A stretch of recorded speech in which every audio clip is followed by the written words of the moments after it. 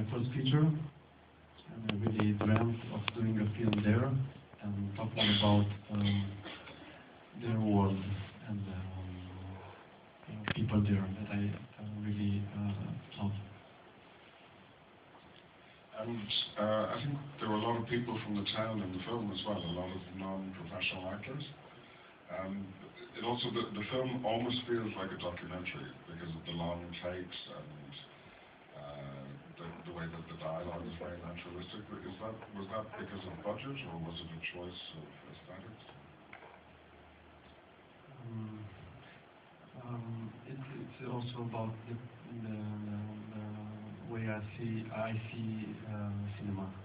I don't see cinema as something that you have to do a structure, like dramatically. You don't need to follow any structure. So I try to forget everything and just observe people and, like you said, a kind of documentary kind of approach, and also not try to. I'm trying not to ruin the scenes by cutting, just to stay with the characters a bit longer and observe them and their gestures. So it's just that I enjoy to see film like this, not put things in a genre or something. So does this mean that if you shoot a scene from one camera angle and one take, if the whole scene doesn't work, do you take it out of the film, or did you have different angles as well? Actually, with the DOP and the actors, we try to figure out the best angle, and I try to let the actors free to do their scene, more like in a theater scene, and I want to leave them space, and then we know that it's right after some rehearsals, and just do it. And sometimes it's like not really shooting, just being there. They don't really know that we shoot, so it's, yeah, it's like a joy.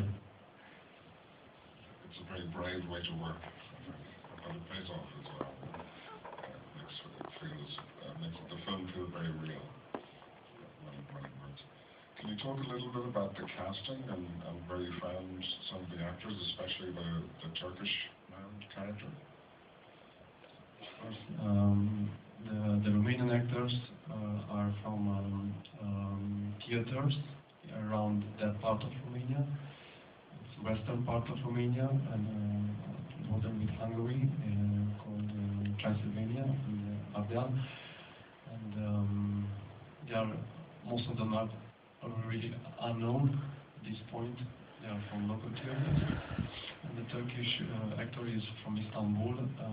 He's also not really known in Turkey. He's just doing some casting in Turkey. And I felt he had the right energy besides the Romanian one. And their chemistry in the casting worked, and we decided to do the film with him. He almost feels like a pet in some way, you understand? A pet. Or he has a childlike quality as well, which is engaging. I read somewhere that you didn't show him the script before you were shooting. Yeah, actually, I tried to do that with all of the casting, but we had a script, of course, like a shooting script, but the idea was that the Turkish actor didn't know the script, so he arrived in Romania really not knowing what he was supposed to do. So that shows on screen because he was a bit lost in reality also, because he was not knowing what's there. But we decided that before I talked with him and I said, this is my condition that you don't know the script. I said, okay, I come there.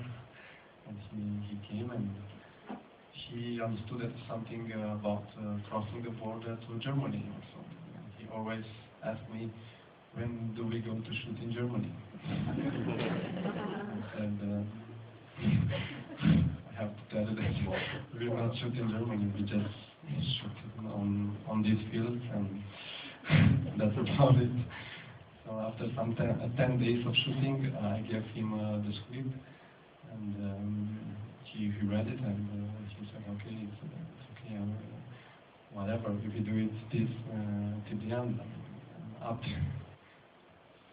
And I know the end of the film is open, and you don't have to answer this if you don't want to, but I'm curious, for you, does he make it? Does he make it to Germany after the film is over? I don't know. I don't know. It's just the field and men walking on the earth.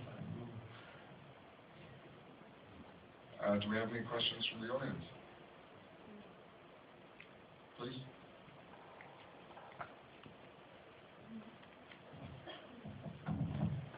I thought it was very interesting that you didn't use subtitles for the Turkish actor.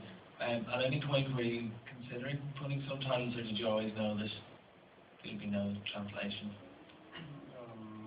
We had the lines of the Turkish part written, and we know all the way. We knew all the way that what he was saying, of course, and he's making a point, but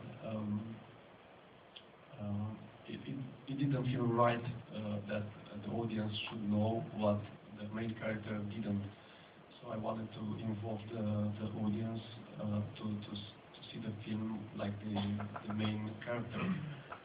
So the audience should not be wiser than the main character.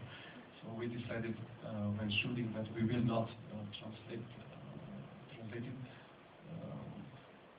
in the way that we are true to the reality of the scenes. And it's easy to put in a script a translator or a policeman or something, but we wanted to keep it real.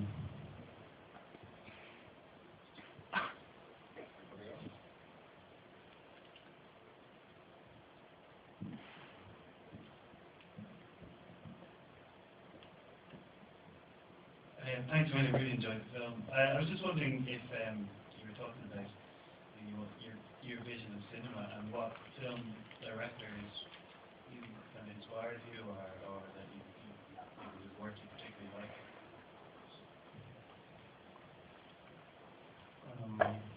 I'm inspired by a lot of film directors and European cinema. Big, I mean, so many authors.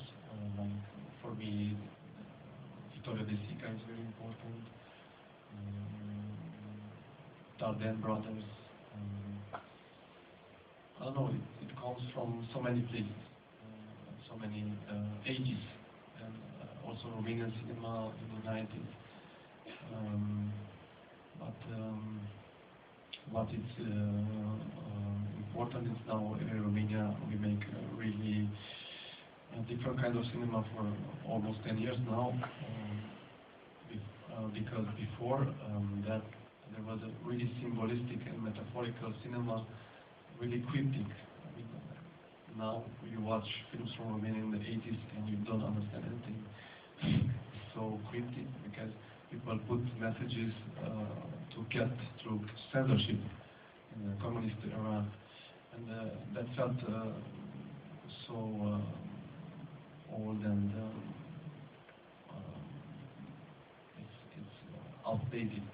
Now Romanian cinema is more direct and realistic, and that's why it's out there, maybe. But somehow we have have influences from neorealism in Italy, and also from Russian cinema somehow, and going to the French cinema. It's hard to say. The film actually reminds me of one of our best Irish films of the last couple of years, Garage, by Lenny Abrahamson. I don't know if you've seen this one. It has a similar tone and a similar kind of world. So I think he was in Cannes. You were in Cannes with a short film. You won in Cannes. I don't know if it's idea, but if you get a chance to see that, I think you will find it interesting. Do you have another film? Are you working on another film, and what's it about? Yeah, I'm now working on the next film, and it will be shot also in that part of Romania, and will deal with also a town, a small city, and common people.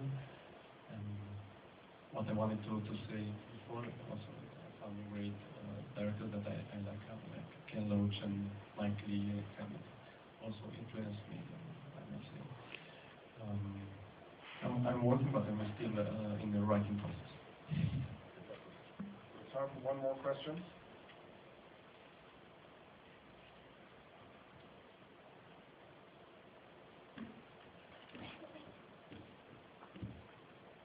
Great pleasure to see this part of Romania. May I ask what made you choose specifically the west border of Romania? I was born there, and I lived there for 20 years. And the border was was part of my life. I